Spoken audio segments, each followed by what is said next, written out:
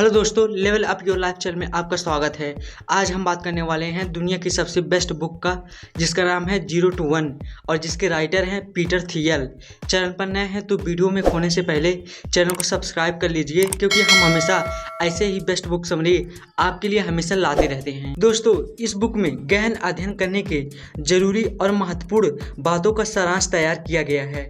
इसमें कुछ महत्वपूर्ण बिंदुओं पर जोर दिया गया है, कैसे हम अपने बिजनेस को शून्य से शुरू करके सफलता के आयामों तक पहुंचा सकते हैं। और इसमें आप जानेंगे कि कैसे किसी बड़े बड़े व्यापार अमेजोन, फ्लिपकार्ट, टेस्ला, माइक्रोसॉफ्ट आदि की कहानी छोटे छोटे किस्सों से शुरू हुई थी। यदि आप भी अपना कोई स्टार्टअप या फिर कोई व्यापार शुरू करना चाहते हैं तो एक बार इस समरी को जरूर सुनें। बिजनेस करने के 3 महत्वपूर्ण चरण। 0 से शुरू करो और फिर मोनोपोली बना लो। आपको हमेशा बिजनेस छोटी मार्केट से शुरू करना है। कारण सिंपल है, एक छोटी मार्केट को काबू करना और उसमें मोनोपोली क्रिएट करना आसान है, लेकिन बड़ी मार्केट में ये सब करना मुश्किल है, क्योंकि कोई भी बड़ा प्लेयर आपको अपनी एग्जिस्टिंग मार्केट में ये नहीं करने देगा।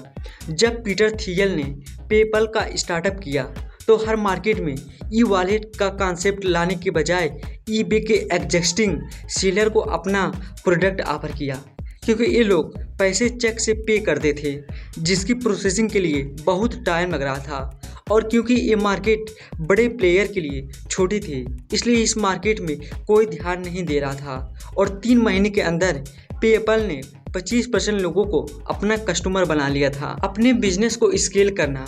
जैसे ही आप छोटी मार्केट को डोमिनेट कर दो, फिर आप धीरे धीरे दूसरी रिलेटेड मार्केट को डोमिनेट कर सकते हो।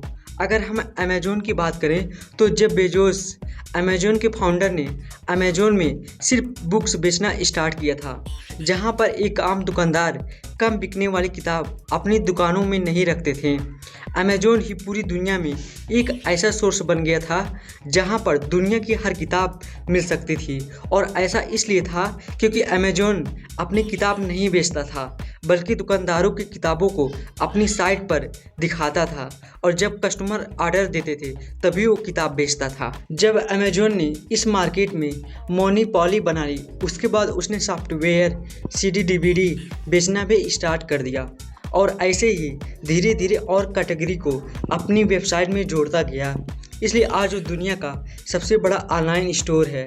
और जेफ बेजोस दुनिया का सबसे अमीर आदमी। शुरू में किसी भी कंपनी से कंपटीशन ना करें।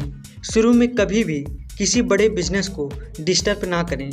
स्टार्टअप के पास इतनी फंडिंग नहीं होती कि वो एक बड़ी कंपनी को चैलेंज करके उससे कंपटीशन कर सके। अगर आप एक गलती करते हो तो बहुत ही जल्द आप बिजनेस से बाहर हो जाओगे। Success and luck. ज़्यादातर सबके दिमाग में एक फेमस क्वेश्चन जरूर आता है कि क्या सक्सेस लक से मिलती है या स्किल से। मैल्कोम ग्लैडवेल, जो कि एक सक्सेसफुल ऑथर हैं, अपनी बुक आउटलियर्स में लिखती हैं कि सक्सेस लकी ब्रेक्स की वजह से मिलती है।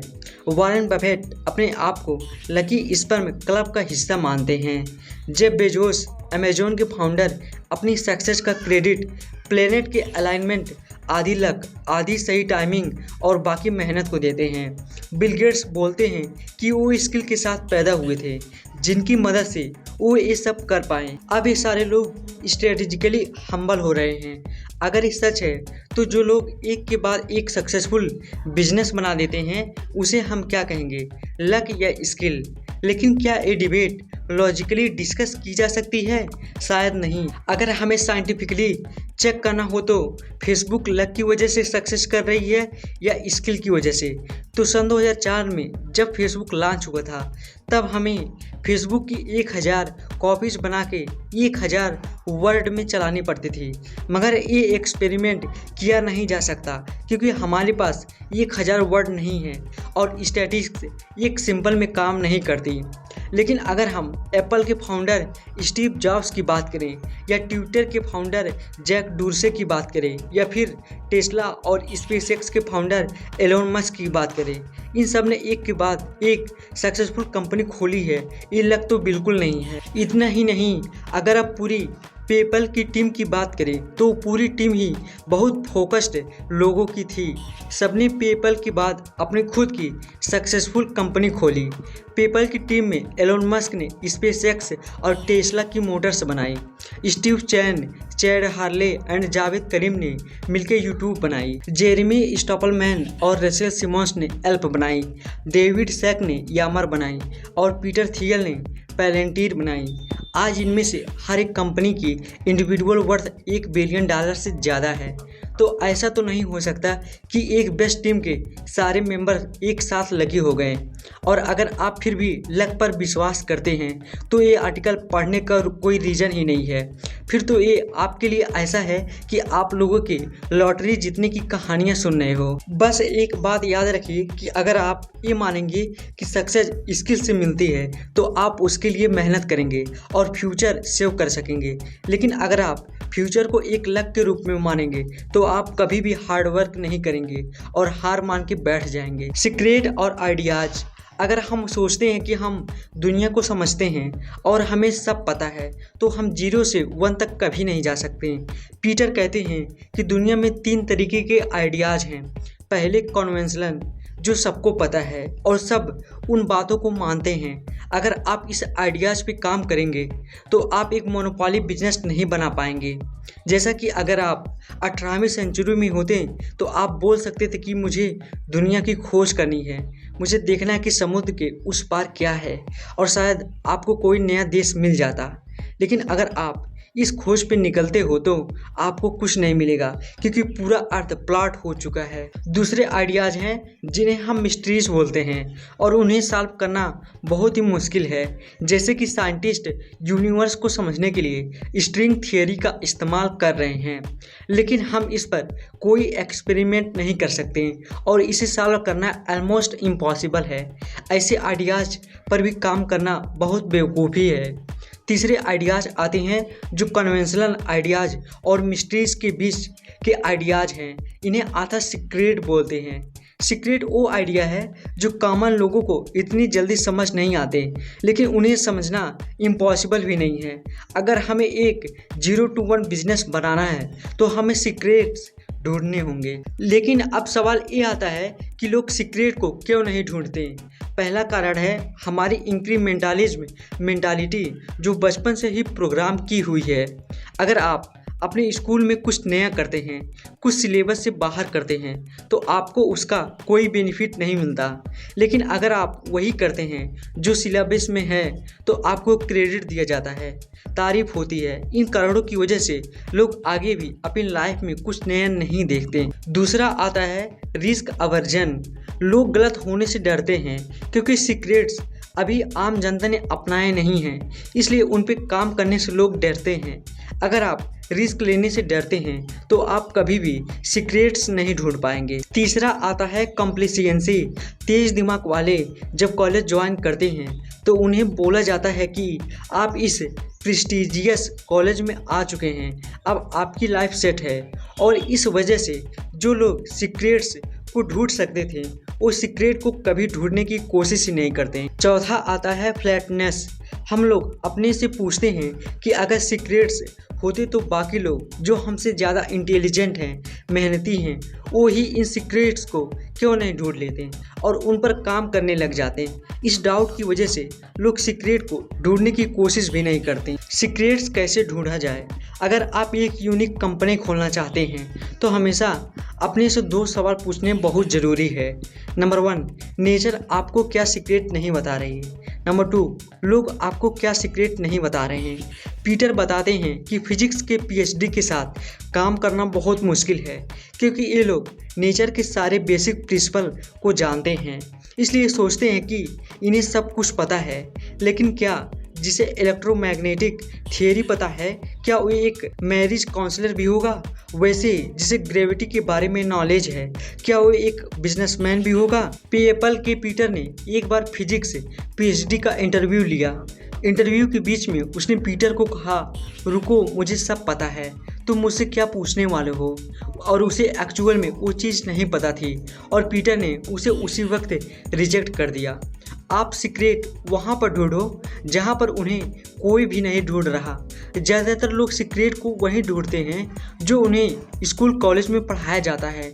लेकिन आप अपने आप से पूछो, ऐसी कौन सी फील्ड है जो मैटर करती है लेकिन स्कूल कॉलेज में पढ़ाई नहीं जाती। फॉर एग्जाम्पल, अगर हम फिजिक्स में सीक्रेट ढूंढें तो फिजिक्स हर कॉलेज में पढ़ाई जाती है। इस फील्ड में आपको सीक्रेट ढूंढने में मुश्किल होगी। लेकिन अगर आप फिजिक्स के अपोजिट सब्जेक्ट एस्ट्रोलॉजी को देखो तो ये सब्जेक्ट लोगों को उतनी वैल्यू नहीं प्रोवाइड कर सकता। लेकिन अगर हम न्यूट्रिशन को देखते तो न्यूट्रिशन सभी के लिए मैटर करता है और टॉप साइंटिस्ट फिजिक्स जैसे सब्जेक्ट चूज करते हैं, ना कि न्यूट्रिशन। हमें आज भी न्यूट्रिशन में वही पता है जो 30 से 40 साल पहले पता था। ऐसे सब्जेक्ट में आपको सीक्रेट मिलने की संभावना ज़्यादा हो जाती है। जब आपको सीक्रेट मिल जाए तो क्या करें? पीटर कहते हैं कि जब आपको कोई नया सीक्रेट मिल जाता है तो आपके पास दो ऑप्शन हैं, या तो आप वो किसी को बता सकते हो या अपने पास रख सकते हो। ये ज़्यादातर अच्छा आइडिया नहीं है कि आप ये सीक्रेट्स किसी को बताओ। आपको ये सीक्रेट सिर्फ अपने स्टार्टअप के मेंबर को बताना चाहिए, क्योंकि स्टार्टअप पूरी दुनिया को चेंज करने के लिए है और हर एक बेस्ट बिजनेस एक सीक्रेट के ऊपर ही बना होता है। स्टार्टअप फाउंडेशन कैसा होना चाहिए? पीटर एक बात हमेशा कहते हैं जिसे उनके लोगों ने थियल्स लॉ कहना शुरू कर दिया है। एक ऐसा स्टार्टअप जिसकी फाउंडेशन शुरू से ही खराब हो जाए उसे ठीक करना बहुत मुश्किल है। शुरू की गलतियों को सुधारना बहुत मुश्किल है। जैसे कि अगर आप एक गलत पार्टनर के साथ बिजनेस शुरू कर देते हैं तो उसे सुधारना बहुत ही मुश्किल है। स्टार्टअप का फाउंडर होने के नाते आपका फर्ज है कि आप शुरू में हर चीज़ को परफेक्ट रखें, क्योंकि एक खराब फाउंडेशन से बेस्ट कंपनीज नहीं बनती। एक को फाउंडर को चूज करना एक शादी की तरह है और आपके पार्टनर के साथ कोई भी मतभेद एक डाइवोर्स की तरह है। पीटर बताते हैं कि ल्यूके, जो कि पेपल में पीटर के को फाउंडर थे, एक स्मार्ट बिजनेसमैन थे। लेकिन पेपल बनने से पहले ल्यूके ने किसी और के साथ एक स्टार्टअप खोला था जिसमें पीटर ने भी इन्वेस्ट किया था। ल्यूके और ल्यूके की को फाउंडर में हमेशा मिसअंडरस्टैंडिंग रहती थी, जिसकी वजह से ल्यूके की कंपनी बंद हो गई और पीटर को अपनी पहली इन्वेस्टमेंट में लॉस हो गया। इसलिए पीटर कहते हैं कि मैं जब भी किसी नई कंपनी में इन्वेस्ट करता हूं तो मैं ज़रूर देखता हूं कि कंपनी के फाउंडर्स में कितनी बॉन्डिंग है। पीटर कहते हैं कि आप जिसको भी अपनी कंपनी में इन्वॉल्व करें तो कोशिश करें कि वो फुल टाइम आपके साथ काम कर रहे हो सकता है कि कभी आपको ये रूल तोड़ना पड़े और अकाउंटेंट या लॉयर्स पार्ट टाइम ही करनी पड़े, but as a general rule जिस इंसान को आपकी कंपनी से रेगुलर सैलरी ही मिल रही है वो आपके साथ मिसअलाइंड है। ऐसे लोग आपको कंपनी का फ्यूचर बनाने में मदद नहीं करेंगे। इवन कि आपके कलीजियस, आपके एम्प्लॉई, आपके को फाउंडर सब एक ही जगह पर होने चाहिए हर रोज़। अगर आप चाहते हैं कि आपके लोग पूरी तरीके से आपके साथ कमिटेड हो तो आपको उन्हें पूरे तरीके से कॉम्पनसेट करना पड़ेगा।